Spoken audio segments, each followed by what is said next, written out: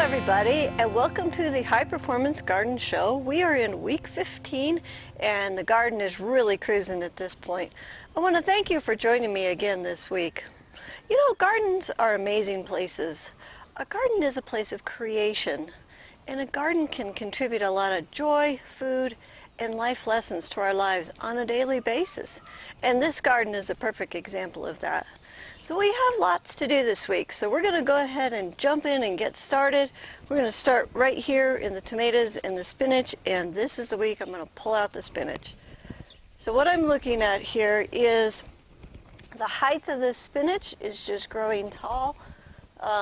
This one right here, you can see the flower buds coming right here, and all the leaves are getting small. So we finally have reached the breaking point for the spinach. It's hot, it's tired, it's going to go to seed. So it's time to get it out. It's getting really tall and getting on the tomato plants. So I can harvest everything all the way up these stems, as many leaves as I want. And we're going to get it out of here, pick what we can, and then I will freeze anything that's excess, or I can give it away to a friend. Okay, spinach coming down. Here we go. Okay, we're going to get the last of the spinach out right here. That really opened up the tomatoes, and actually there's a few that are starting to ripen on those little cherry tomato vines that we kind of got by accident. Okay, looky there. Now all this goodie, this can go, I'll probably give it to my turkeys and my chickens, but that can go in your compost pile. And here's the last of our spinach harvest, not too shabby. There's about 1.5 pounds here. So that's going to go in my freezer for the winter. Okay, next we want to take a look at our tomato plants. This one's got one sucker on it here. We're clipped here. Sucker there. And we can start taking a few of these lower leaves off. Just opening that up a little bit. That one we could take, there's some leaves clear on the ground. We're not going to give those to the birds. The tomato leaves are toxic, so they need to go just in the compost pile, which is fine for the compost pile. That one looks pretty good. It's got a nice clip on it up high. This plant has a great big sucker. I don't know if you guys can see that. It's right here.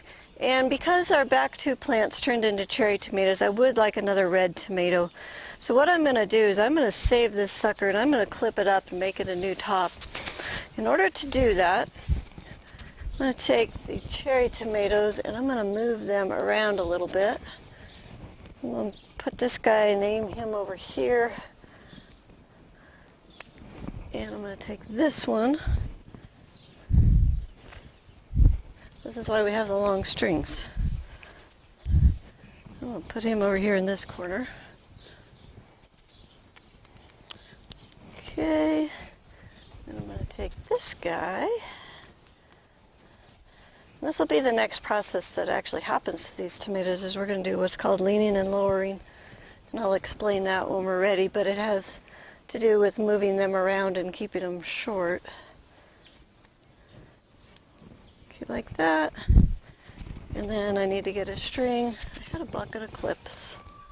Oh, there it is. Got a string in here, and I'm going to string up this extra plant that I got here. And that's going to give me one more red tomato, because I was expecting to have 5 large fruiting plants and I only ended up with 3, so this will give me at least 4.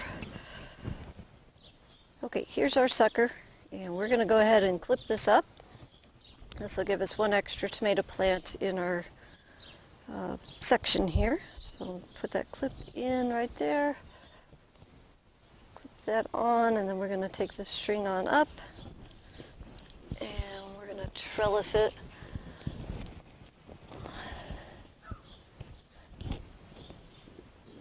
Okay, like that. Don't pull too hard so you don't pull the plant out. Clip that, and then we're going to put 1 little clip on the plant. And that's how we're going to add a new tomato plant to our garden. Okay, and then coming around, this guy could use a clip. This is the one that we just moved. And He has a sucker right here. And I would like to take a few leaves off the bottom, just to kind of open this up a little bit.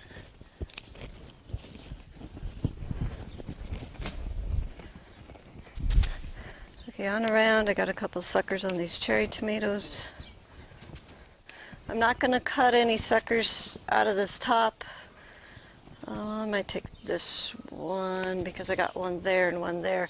Because I'm not sure what type of tomatoes these are. And I'm not exactly sure what they're going to be doing for us. So we'll be a little careful what we take off of them.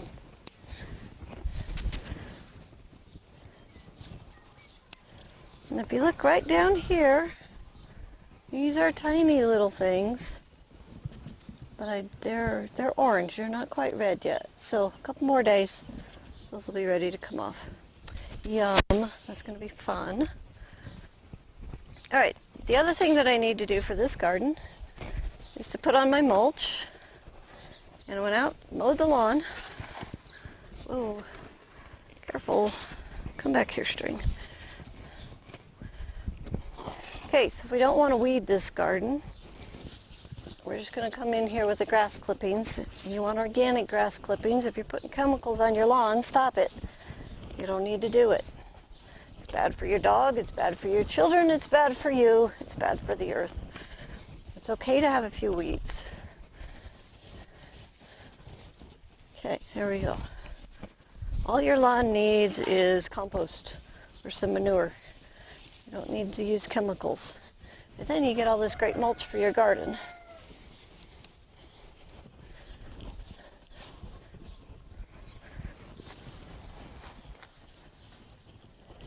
So we switched from a cover crop of spinach to now a cover crop of mulch. That's going to hold in the moisture. It's going to feed our microbes. And it's going to suppress our weeds. So we win.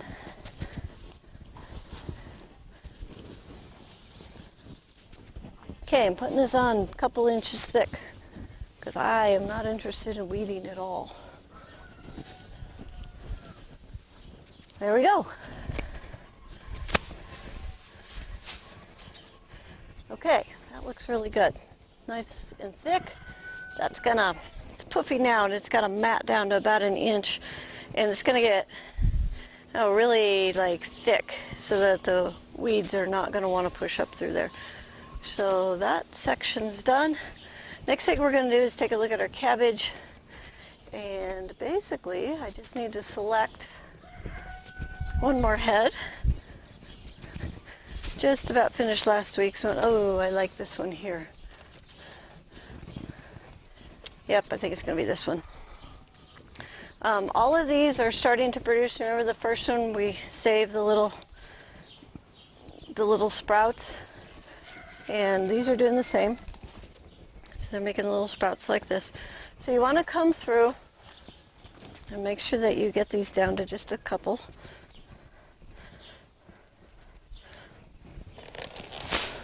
These are the sweetest cabbage. And when the cabbage is sweet and tasty, not hot and bitter, then I know I'm getting my minerals right. So use your taste buds to test if you're getting your minerals right. So if it doesn't taste sweet and amazing, then you need to add more mineral. Look at that beauty. Okay, that's basically all I need to do in the cabbage. Last week I left some of the shigaiku in here, and I purposely didn't cut it so it would go to seed so you guys could see this. So the buds are coming, so this should be open next week, and you guys can see what the flowers look like. They're actually pretty. So not going to harvest the shigaiku this week. We just let that go to seed. Okay, the next thing we're going to do is go check out the cucumbers. Okay, here we are in the cucumber patch, and the most exciting thing, looky there, this one's almost ready. It needs just a couple more days, and it's got a buddy right here. A couple more days on that one. These are a little small when they get going. These cucumbers will be like this. I also noticed one back here.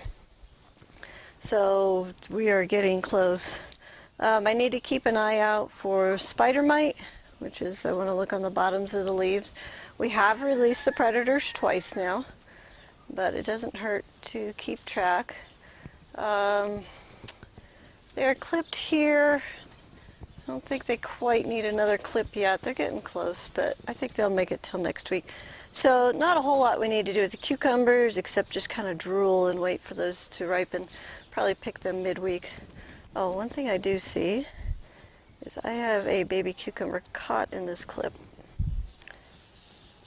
And so I want to take that off. I'm just going to move it up a little bit. Oh, where are you going, plant?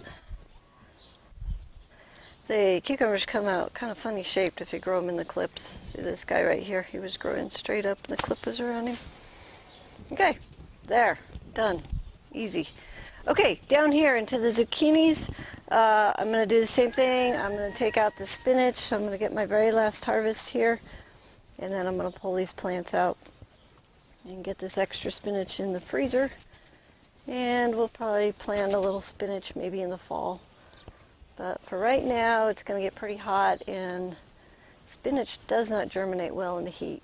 Now you can germinate it in the refrigerator if you really need some. So you take your seeds and you plant them in your tray.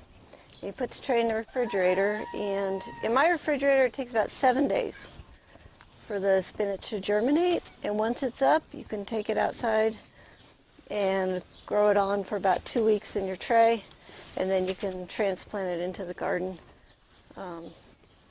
It does need some shade if you're going to do that, so don't put it full sun. Either use shade cloth or plant it under a tree. But you can do that if you really need spinach. Alright, here is the spinach that we got out from under the zucchini. As you can see, it's definitely time to take that out. So one last little harvest. And as I was going through here, I happened to find the first 2 squash bugs. Squash bugs look like this. Don't you dare get away.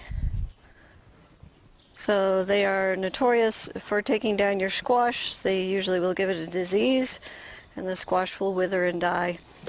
My process for taking care of squash bugs is a glass jar. So what you want to do, especially from here on out, is we got to be super vigilant at this point. So we've cleared all the spinach away. I've taken out a little bit of the undergrowth that these guys could hide under. I'm going to come out at least once a day, and I'm going to look for squash bugs, and I'm going to look for their eggs. Anything I find, I'm going to put in the glass jar, and I'm going to take the glass jar and I'm going to leave it out in the sunshine. You can squish the bugs. They stink to high heaven. I just find that the jar method is neat and tidy and clean, and they don't get away. So anyways, there's our first 2 squash bugs. Now I will look on the back sides of every leaf. Usually they'll lay the little golden BBs right here in the joints, but I have seen them on the stems, so you need to check the stems too. And with all the spinach out, we have a good clear view of the underside of the plant. I've never seen them lay them on the tops of the plants, so that way they hide from you. So keep a really close eye out. And we're going to keep the mulch off for right now because they do tend to hide in the mulch. So that means you'll have to water this end of the garden a little bit more, but that's okay. I do see a nice harvest in here, and it is time to get our zucchini out. These have been so tasty. So we're going to come through, just cut everything that's ready. And if you want to keep them smaller, remember to harvest twice a week. I'm still only getting to harvest once a week. If you get one, looks like this guy. See this guy here? He's not filled out on the bottom. This one didn't finish pollinating. This is probably our cold nights still. But if you get that, go ahead and take that off, and you can just trim that and eat the top part. So it's okay to get some weird ones, but go ahead and take them out. That's one thing that I've noticed is garden food is not always perfect. It's not the perfect shape always, or the perfect size, or the perfect color. Still totally edible. But what you see at the store, you know, everything's the same size and it's like perfect. So get used to eating the imperfections too. There's nothing wrong with them. That's the character of the garden. And it's okay to eat them. Especially if you cut them up into little pieces, nobody will even know that they weren't perfect. See, like here's another one. It's just yellowing a little bit on the end. Like I said, that's still our cold nights. And I can just trim that off, eat the rest of it just fine. Okay, on we go. And there's a lot of space in here now. That's great. And I got a few more on this plant. While I'm in here, I'm looking for those squash bugs. The bugs tend to hover on the stems and down at the base, and the eggs will be on the undersides of the leaves.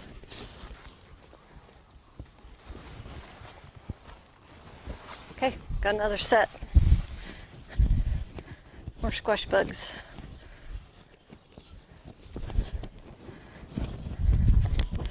Here, you can join your buddies. Now you can have a party in my jar. Party lasts about 3 hours, then it's done. Okay. So yeah, while you're in here harvesting, keep your eyes open. And then any of the leaves on the bottom that are starting to age, like this guy's starting to turn yellow, just go ahead and take them out, because that's less hiding places for the squash bugs. So it's up to you at this point whether your zucchinis are going to survive the season or not. It's to how observant you are.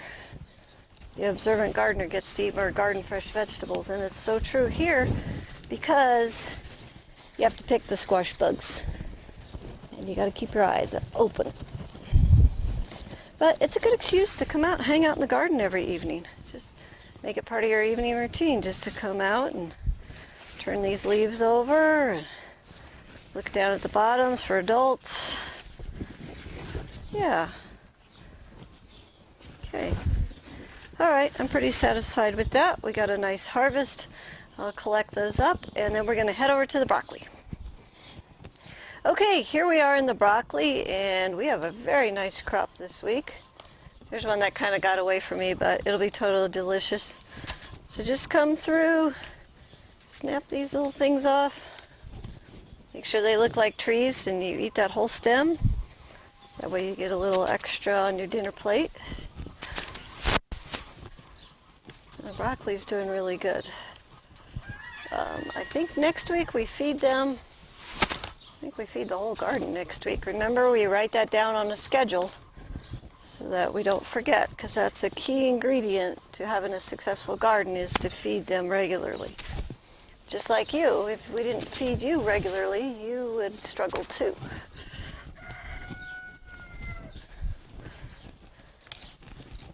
Oop. Broke that one off, but that's okay. It's just one of the little side branches. I'll feed that to the turkeys too. They love cabbage and broccoli. It's one of their favorites. Okay. Now remember to keep the butterflies from chewing this up. You notice we don't have any holes. Everything's looking good. And that's that BT once a week. Right now is keeping it under control. As the bugs hatch out faster, we may have to increase that to twice a week. But for right now, I'm pleased with what I'm seeing. And you'll never have a garden without bugs. You just have to learn how to manage them. And we're totally capable of managing them organically, so don't let anybody talk you into chemicals, because you don't need them. You just need a different skill set. And we're providing that, so you can do this totally organically, have lots of great food. Okay, I'm looking under the leaves because sometimes they will grow under the leaves and you can't see them. Okay, that looks really good. Spray your BT on your broccoli and it'll be good to go for the week. And this is our harvest, so that's yummy. That's dinner tonight. Okay, the next thing we have here is our kale, and it's just going to keep putting out all summer.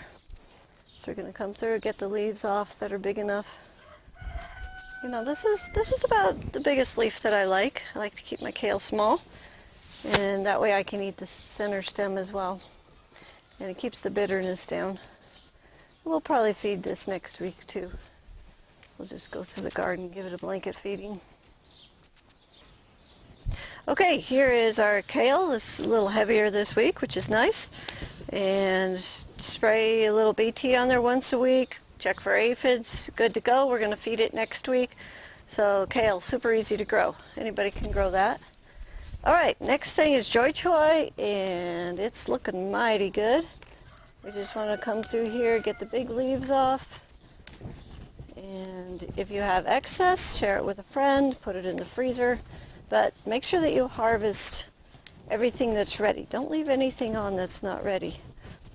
And if you want to, you can come out and harvest, you know, the night that you're cooking it. I just find that I don't do that very well because I'm always in a hurry. So if I have my harvest time and then stick it in the fridge, then we tend to eat it quite well because it's in the fridge and it's ready to go. So for me, the best method is to harvest it once or twice a week and prepare it so that it's ready to eat and is sitting in the fridge waiting on me. Okay, here's our Joy Choy for the week. There's a couple pounds here. That's pretty good. Would you want to be sure that you're watching for the little butterflies? So spray this with the BT, check for aphids and flea beetles. You want to check for flea beetles.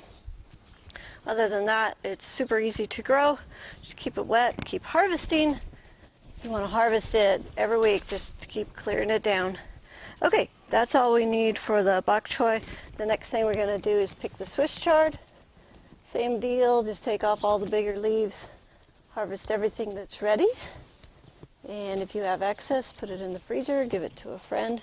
And remember, a third of your diet, of your vegetables, should be leafy greens. So if you're having tons of leafy greens left over, it means you're not eating them 3 times a day. So we want 1 cup of leafy greens 3 times a day. So I pick that first, and then I select the rest of my meal. So go ahead and chug down your greens. You'll be amazed at how great you feel. It helps your joints, it cleans out your system, it gives you great vitamins. So we're meant to eat greens. So go ahead, you're growing them, might as well get them eaten. Okay, here's our Swiss chard. What we're looking for in the Swiss chard is leaf miner. That's where they're mining inside the leaves and replicating. They're very hard to kill that way, so the best way is just to remove the leaf. So anyhow, keep your eye out for leaf miner. Other than that, Swiss chard, super easy to grow. And that's what we got today. Yummy. Okay, we're going to move on down here into the beets and squash is what we have down here. I got chard on the brain. First thing I want to do is look for leaf miner. Here's a leaf with some on it. And I also have some older leaves that are just giving up the ghost. And I want to clean up my garden a little bit, get the older leaves out, get the leaf miner out, make sure that the squash have some room. Oh my goodness, what's that? It's a weed. Okay, garden is weeded. Gosh, we don't hardly talk about weeds anymore, do we? We don't see them very often. Which is so great. That's my favorite thing about this garden, is I'm not spending hours weeding it. Okay, so right now I'm just cleaning up some old leaves, just making it look a little nicer. There's a leaf miner leaf. Taking that out. So it's good to look over your plants, even clear to the bottom where you don't normally look. Okay, now I'm going to pull some beets. And some of these guys are getting quite large. Look at that beauty. Remember, we can eat this and we can eat this, so save it all. I want to get enough for the week. I'm going to roast a turkey today, so I'm going to roast some some beets too. Let's see, that guy's ready. What else we got down in here? One. And I think one more. Let's see if there's some underneath this squash plant. Yep. Let's get that guy out. Yeah, the rest of them are pretty far away. And since we're here, we're going to go ahead and put some clips on this thing. Now, squash bugs like winter squash and they like summer squash. So we now have to be vigilant here. When we tie these up, it's nice because we can really get to see the back sides really easily. I can check that whole plant. Lickety split. But you got to do it if you want to have squash at the end of the season. You got to do it. You got to be looking. So you want to turn these leaves over. And I'm not seeing anything now. This guy is growing over the top of my Swiss chard. So I'm going to pull him back this way while he's still little. I can control the direction that he's going. Okay, that looks pretty good. And our new transplants are looking good. They haven't vined up yet, so I don't need to tie them. I got one back here I'd like to tie. So I'm going to take my string, put the clip in it.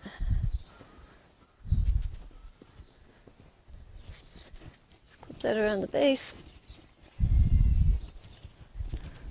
Up and over the top.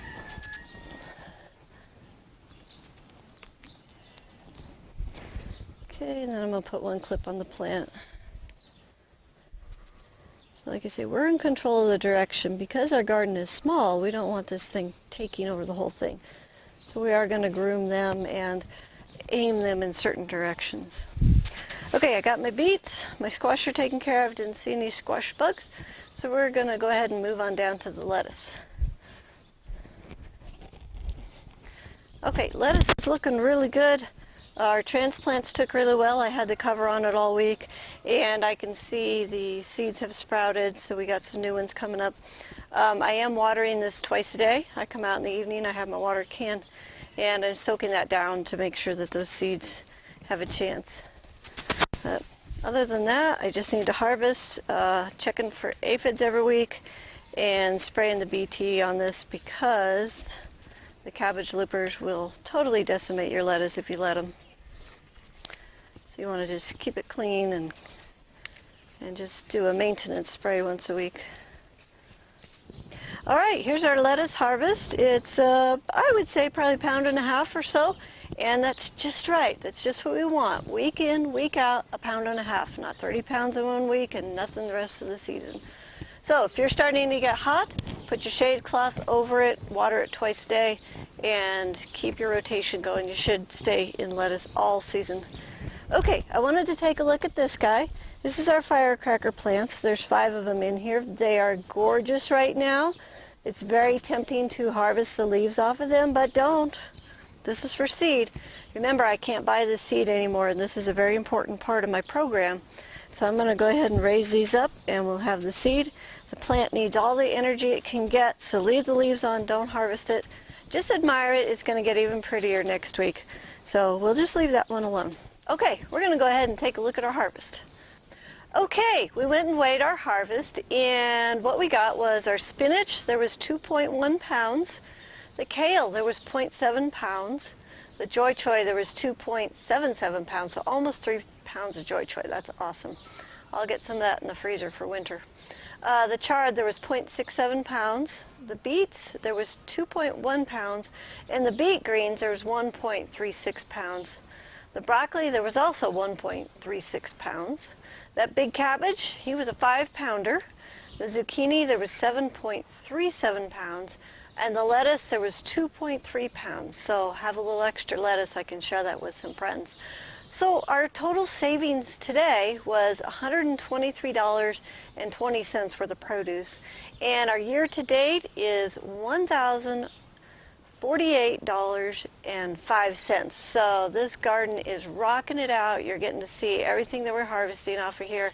And that $1,000 savings, that's for me. That goes in my pocket. So I think that's pretty exciting. So the garden gives us more than just amazing food. So the 15th gift my garden gives me is contribution. Because of my garden, I have the skills and life-giving food that I can contribute to other people's lives. My garden gives me so much, I can give a lot to others. I received an email this week, and in the email, the lady shared with me the gifts that her garden gives her. She said that the gifts her garden gives her is twofold. One is purpose, and the other one is joy, and I just think that's beautiful. So if your garden is giving you gifts, please let us know. Pop us an email and let us know what gifts you've received from your garden. That'd be really fun to be able to read those out loud.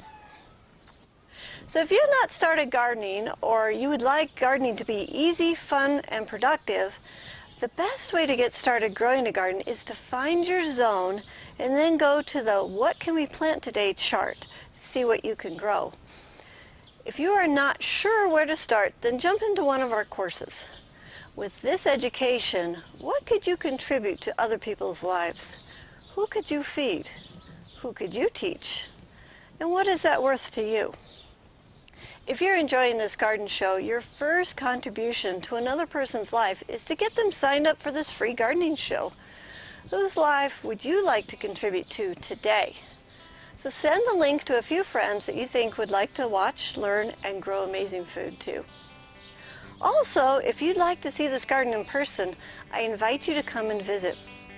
We are open for tours Thursday through Sunday from 1 to 6 in the afternoons, and that's May through October. And if you need some details, you can go to our website, thelivingfarm.org. So until next time, may your garden be easy, fun, productive, and always organic.